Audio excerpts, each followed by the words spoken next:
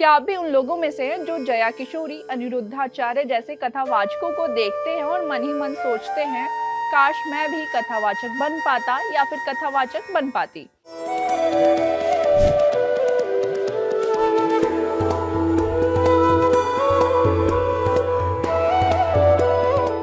अगर हाँ, तो आज की ये वीडियो आपके लिए है, क्योंकि अब कथावाचक बनना सिर्फ किस्मत या परंपरा पर निर्भर नहीं रहा।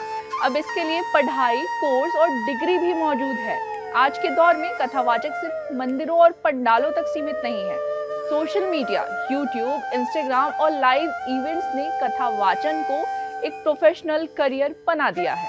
राम कथा, भागवत कथा और पुराणों की कथाएं सुनाने वाले कई कथावाचकों के लाखों और करोड़ों फॉलोअर्स हैं।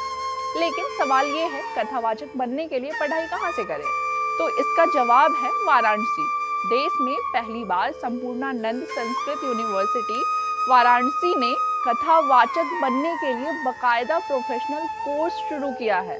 जी हाँ, यह यूनिवर्सिटी कथावाचन से जुड़े 10 ऑनलाइन कोर्स चला रही है, जिन्हें आप घर बैठे भी कर सकते हैं। इन कोर्स में सिर्फ कथा पढ़ाई नहीं जाती, बल्कि सिखाया जाता है कथा को प्रभावशाली तरीके से कैसे प्रस्तुत करें, श्रोताओं से भावनात्मक जुड़ाव कैसे बनाएं, मंच संचालन और संवाद कला, रामायण, भागवत और पुराणों की गहरी समझ कैसे हो।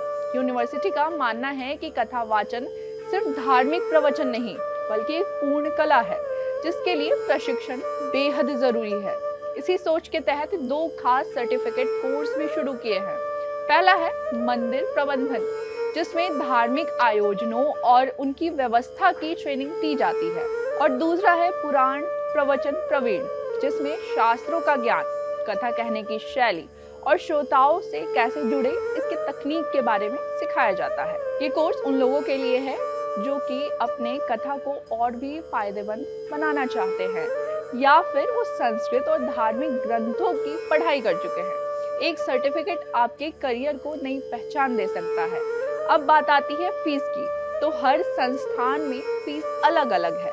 जैसे स्कॉन में श्रीमद् भगवत गीता का कोर्स 2499 रुपए से शुरू होता है, जबकि संस्कृत यूनिवर्सिटीज में कोर्स और अवधि के हिसाब से फीस ज्यादा भी हो सकती है। तो अगर आपके भीतर भी कथा कहने का जुनून है, शब्दों में लोगों को जोड़ने की ताकत है, तो आज ही तय कर लीजिए, सपना सिर्फ सपना नहीं रहेगा, अब उसे प्रोफेशन बनाया जा सकता है, क्योंकि अगली बड़ी कथा शायद आपकी आवाज में हो सकती है। बाकी आपको ये वीडियो कैसी लगी, हमें कमेंट करके जरूर बताएं। मेरा नाम हर्षिता है। शुक्रिया।